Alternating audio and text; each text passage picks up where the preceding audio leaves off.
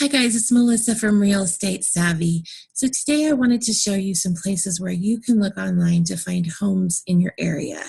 With technology today, so many consumers are looking online, and I want to show you the best places to go. So the first most obvious place is to go to the multiple listing service in your area, otherwise known as the MLS. This is what realtors use. There's a public version and a private version for realtors. The public version will show you homes in the area and give you some basic information. So let me show you.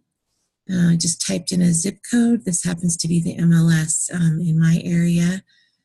And so I type in a zip code and it brings up a map of that zip code. And then in this case, it brought up 47 results. I can go in and put a price. I can put the number of beds and baths that I want. I can look at homes that have gone under contract.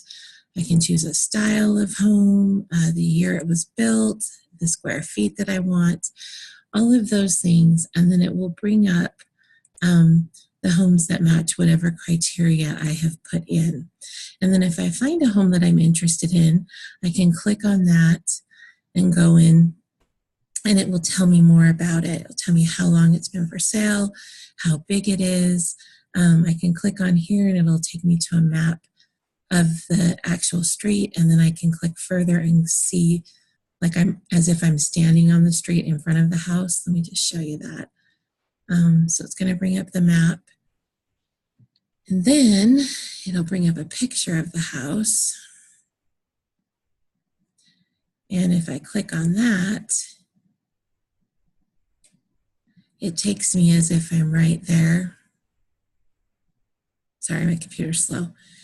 And it's as if I'm standing in front of the house. And I can turn this and look all around at the neighborhood, the neighbors, etc. So that's your local MLS. Your realtor has access to more information than the public version. The realtor version will have ways for them to look at homes that have sold. They can look and see the history on a home. There's private notes that the realtors may put on a listing. This is what they want with an offer, or you can only show homes between these hours of the day, those kinds of things. But yeah, so the MLS is a great place to look. Another good place to look is a website called Redfin. It's probably my favorite next to the MLS. And in Redfin, similar concept, except here you can do sell my home, or you can do find a home. And on Redfin, I'll just do the same zip code. And it will bring up, again, similar map of the area, homes, tell you how long it's been for sale. You can go in and see details. And what I love about Redfin are the details. So not only can you schedule a tour of the home, you can say, hey, I want to go Tuesday at 10, and one of their agents will take you to see it. But you can also see pictures. And then the bonus with Redfin is they give you a little more information. So they will show you other homes in the area that are similar, not just homes in the area, but similar homes to the one that you've clicked on. They will also show you homes that have sold. Now, I am not signed in, so you can't see the pricing on these, but it will tell you the price that a home sold for, which a lot of other sites will not. In fact, the MLS will not, on its public version, tell you that. So Redfin is really cool that way, because if you don't have a realtor, or if you just want a general idea of how much per square foot people are paying, you can look on Redfin and find out what recently has sold that is similar to what you're looking at. The other thing I like about Redfin is it has a property history. So just like the MLS for realtors, it will show you, hey, they listed this in 2009 and they tried to sell it again in 2016. And now they're selling again in 2018. So it gives you a little bit of insight into the home. I'm trying to think. There is one other feature on Redfin that I really like, and that is when you pull up a home, they will tell you what they believe the price should be. And that is based upon their information of other homes that have sold in the area. So that's a really cool feature as well. So there's the MLS and there's Redfin. And then there's also one called Trulia. And Trulia is awesome because you can go in and designate that you want to see for sale by owner homes. So it has a lot of the features that the MLS and some of the features that Redfin has, putting the same zip code in. And so it will bring up homes like this one showed up on both the MLS and Redfin. But you can go in again and designate price, size, if you want a house or condo. But then it lets you do for sale by owner or foreclosures, which is really cool because you can just go in and see for sale by owners. So that's a really nice feature. Now, I don't believe that Trulia has an estimate for you. And I don't think they let you actually zoom in like as if you're in front of the house. But they do have, I do like the for sale by owner feature. One you've probably heard a lot about is Zillow. And Zillow is good in the sense that, sorry, trying to think here. Zillow is good in the sense that it's going to show you the same as far as some for sale by owners or that same house that we saw in Redfin, Trulia, and the MLS is right here. But the cool thing about Zillow is you can go in and designate, hey, I only want to see new construction, or I only want to see foreclosures, or hey, I want to see people that have indicated to Zillow on their site that they might be interested in moving. And so I want to find out who those people are because maybe I want to contact them. So that's another feature, or that's a feature on Zillow that I really like. And then they also have a recently sold section, and this will show you recently sold in the zip code. And sometimes it will give a price and sometimes it won't. And I'm not sure how accurate the prices actually are.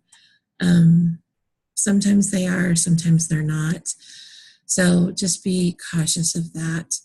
Another thing that Zillow will do is you can go in and say, okay, I really like this house. And let's say you want to zoom in on the neighborhood.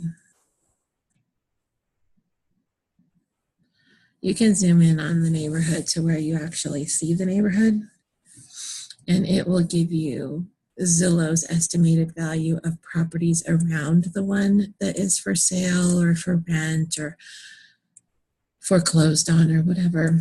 Now, be leery of these. They're not always accurate. I have seen it where prices have jumped $100,000 in 10 days and dropped $200,000 in 30 days.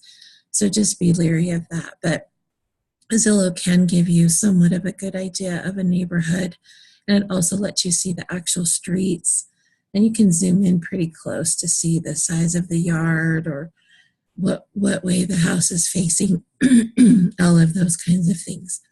So that is Zillow. And then another one that some people use is Realtor.com.